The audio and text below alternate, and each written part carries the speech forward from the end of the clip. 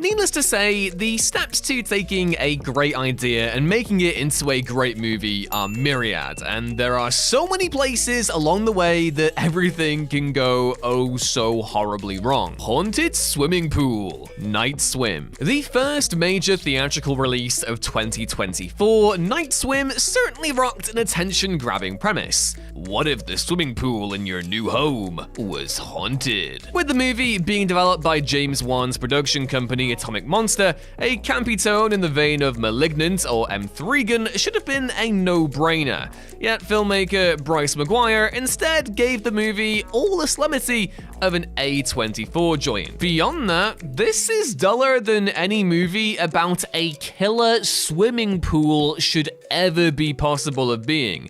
And because it's saddled with a restrictive PG-13 rating, there aren't even any amusingly OTT death scenes to savor. Night Swim could have been a bonkers way to kick off the year, but it has so few fresh ideas and such little ambition that it's instead near instantly forgotten. A bear goes on a coke-fueled rampage. Cocaine Bear. The moment that a film about a cocaine-huffing bear going on a drug-induced rampage in the American wilderness was announced, and one very loosely based on true events, no less, it was tough not to be intrigued. The marketing for the shrewdly titled Cocaine Bear promised an absolutely ridiculous R-rated romp where a hard-partying bear rips any human it comes across limb from limb. And really, that's all it ever needed to be. And yet, there's a baffling tameness to Elizabeth Banks' film which kind of undercuts its scuzzy, edgy potential. Beyond focusing far too much on the uninteresting human characters,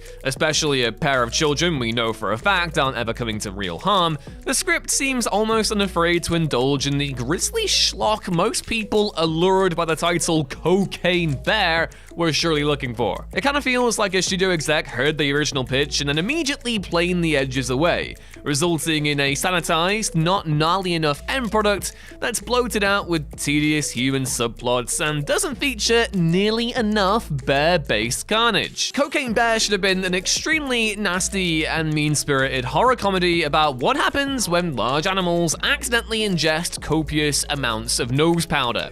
Instead, it ended up feeling like a movie that couldn't stop pointing out how crazy and meme-worthy it all was. Heroes, a gritty superhero series. Running for 4 seasons between 2006 and 2010, you probably remember Heroes for its incredible first season, and likely you dropped off sometime after that and didn't see the ending like most of us. The story of a group of ordinary people who gain supernatural abilities and grapple with their implications, the ensemble drama was both well cast and extremely rich in its mythology and unconventional superhero narrative. Unfortunately, though the first season was such a rousing success, the second season was heavily shortened due to the 2007 Writers Guild strike, and its story suffered from a maddeningly slow pace and indulgent exposition from which the rest of the series never recovered.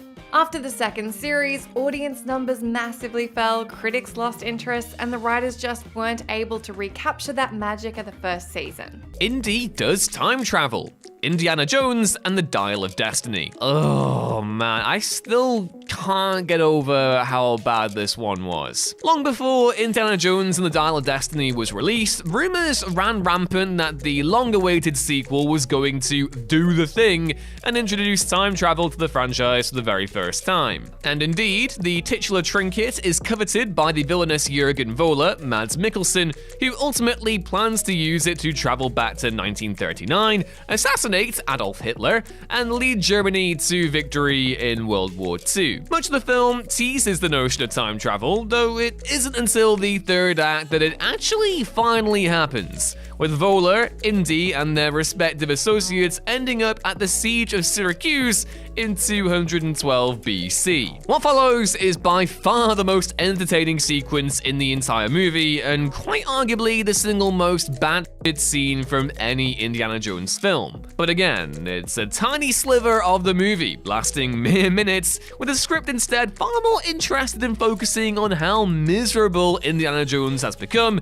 since the last movie, and with a particularly obnoxious Phoebe Waller-Bridge for good measure. Vampires as target toxic bosses, Renfield. Now, Renfield certainly isn't an awful movie, but damn it had the potential to be so much better than it turned out. The setup, honestly, is quite ingenious, taking the relationship between Count Dracula and his servant Renfield and reimagining it through the contemporary lens of a toxic employer-employee dynamic. And most of the material between Nicolas Cage's Dracula and Nicholas Holt's Renfield is actually pretty good. It's just a shame that half the movie is stolen away by a hugely disinteresting cops and crooks subplot involving a cop and mobster played by Awkwafina and Ben Schwartz respectively. As a consequence, the focus is constantly shifted away from the two focal characters, ensuring that a nevermore game Cage, which is really saying something, doesn't get nearly enough time to shine as Dracula. It feels like a studio executive had a Renfield script and a buddy cop comedy script and decided to smash them together because reasons. The result of which is this bizarre amalgam that does justice to neither concept. Dexter, a police procedural starring a serial killer. Though the vast majority of shows on this list squandered their potential right out of the gate, Dexter actually utilized its concept of a blood splatter analyst who hunts serial killers to quench his murderous impulses quite well.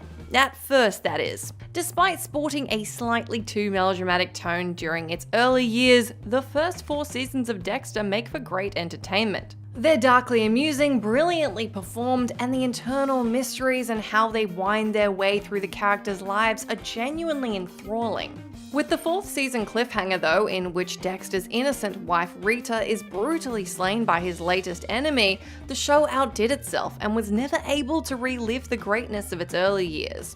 Throwing dozens of twists at the wall to see what stuck, the last half of Dexter's run was marred by ill-conceived plot lines, convenient storytelling, and a finale so disappointing it's tainted the show's image ever since. It was never terrible, but it's hard to watch knowing just how good it could have been if it just ended in its prime. Mute protagonist seeks revenge, Silent Night. Going by its trailer, Silent Night should have been a unique riff on director John Woo's signature heroic bloodshed brand of no-nonsense action cinema. He is literally the greatest action filmmaker of all time alongside John McTiernan in my books, so this should have been a home run. The concept itself is certainly a doozy. Joel Kinnaman stars as a guy called Brian Godlock, a father seeking to avenge his son's murder by a gang in a drive-by shooting.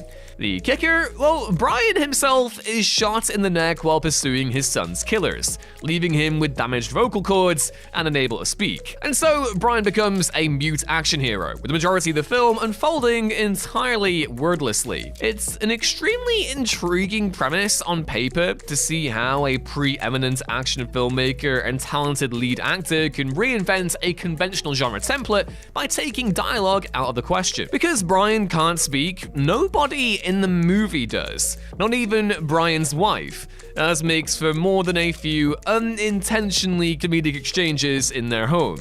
This is a colossal squandering of a compellingly creative idea and a brilliant cast and crew. It's a Wonderful Life, a slasher movie. It's a wonderful knife. I don't know if you've noticed, but recently it's become something of a trend for slasher movies to reimagine classic films. There was the recent Totally Killer, for instance, which reinvented Back to the Future as a horror flick with solidly decent results. And on paper, a slasher version of holiday classic It's a Wonderful Life could have been an absolute blast. Yet ultimately, it's clear that somebody cooked up the title first and then realized they actually had to write the movie. The brilliantly titled It's a Wonderful Knife follows Winnie Carruthers, a depressed young woman who, upon wishing she'd never been born, ends up being transported to a parallel universe where she never existed, and a serial killer known as the Angel is terrorizing her town. It's a cute concept, but between the ropey internal logic of the situation, the underwhelming, not Christmassy enough kills, and a clunky third act twist, It's a Wonderful Knife doesn't get close to achieving its full title potential. Fear the Walking Dead, a drama set during the opening of an apocalypse. If there's ever been a TV show that's changed as dramatically as Fear the Walking Dead, I don't want to know about it. A spin-off of The Walking Dead, Fear spends its first 3 seasons doing something very special with the franchise's story, by taking audiences back to the beginning of the apocalypse and setting the action in the beautiful hills of Mexico. This setting change, mixed with the introduction of a whole host of new characters, made Fear genuinely great during its first 3 years, justifying its existence at every turn. But then season 4 arrived, most of our main cast were killed off, and the drama moved to run with the main series. Since then, the show has struggled to find its identity and watches just like another season of its inspiration. The characters have become inconsistent, the drama repetitive and slow, and though it's not all irredeemably awful, it's frustrating to see it lose sight of what it was so horribly. Willem Dafoe's one-man show, Inside. Though it received curiously little attention when it was released, Inside rocked one hell of an attention-grabbing setup. Willem Dafoe stars as Nemo, an art thief who finds himself locked inside a luxury Manhattan penthouse when his latest job goes horribly wrong. And given that Inside takes place entirely inside said apartment, it affords the great Dafoe an enviable opportunity to deliver one hell of a one-man show, as his Nemo gradually loses his mind amid the isolation. But the truth, honestly, is that despite a heroic effort from Dafoe, Inside is ultimately a stamina-drainingly tedious affair. The experiment is laudable, but the script is too spare and the pacing too slack that not even Dafoe's compulsively compelling appeal can carry it through its over-egged 105-minute runtime. Killer on a boat. The last voyage of the Demeter. Much as it might seem like low-hanging fruit to adapt a single chapter from Bram Stoker's Dracula, The Captain's Log, into a feature film of its own, the premise is actually pretty damn irresistible, which is why the film's writer tried for 20 years to get it made. What if the crew of a merchant ship discovered that Count Bloody Dracula was on board and slaying his way through the crew? You know, like Alien, only the alien wants to suck your blood. Terrible Dracula impression, I'm so sorry. Anyway, Dracula on a boat sells itself pretty damn easily. Yeah, despite solid performances, high production values, a killer Dracula design, the last voyage of the Demeter is a bit of a slog. What should have been a lean slasher movie is distended out into a low-energy 2-hour endurance trial that's depressingly low on Dracula and extremely padded out by the interpersonal drama of the ship's crew. Do yourself a favor and just get the 4K of Coppola's Dracula instead, because that film is a gorgeous tapestry. Terra Nova, saving the world by escaping to the past. The pitch for Terra Nova makes it sound like an obvious hit. In a future where overpopulation and climate change has ruined the planet, many are given a second chance at life by traveling through a one-way portal to a large colony that's been set up millions of years in Earth's past. It sounds epic, especially once you add the family drama and a brewing civil war, but unfortunately, Terra Nova lost its way right out of the gate. From its astonishingly poor special effects, cheesy dialogue, indulgent exposition, and weak characters, it makes sure to set up some big things going forward, but it does it in such a ham-fisted and alienating way that it's almost impossible to be interested in the payoff. Though a bigger budget and better planning could have helped it out further down the line, Terra Nova was mercifully killed off after just 1 season, and all that potential wasted. Superhero body swap, The Marvels. Given that the Marvel Cinematic Universe's output has suffered from a major poverty of imagination in recent years, a Captain Marvel sequel fashioned as an homage to body swap comedies like Freaky Friday seemed like it could be a major breath of fresh air. While it's worth pointing out that The Marvels technically isn't a body swap movie, given that the 3 focal superheroes just swap places, not bodies, the spirit of the concept is nevertheless totally adjacent. But though the marketing suggested that this gimmick would be a major focus of the movie, it's ultimately only deployed when it's convenient for the story. It ends up feeling like an undercooked missed opportunity. Even if you forgive the utter lack of consistency regarding the rules of when the trio swap places, there's desperately little creativity to the swapping itself, bar a few nifty combat beats here or there. What if artificial wombs existed? The Pod Generation. Pod Generation premiered at Sundance Film Festival and certainly touted quite the tantalizing hook.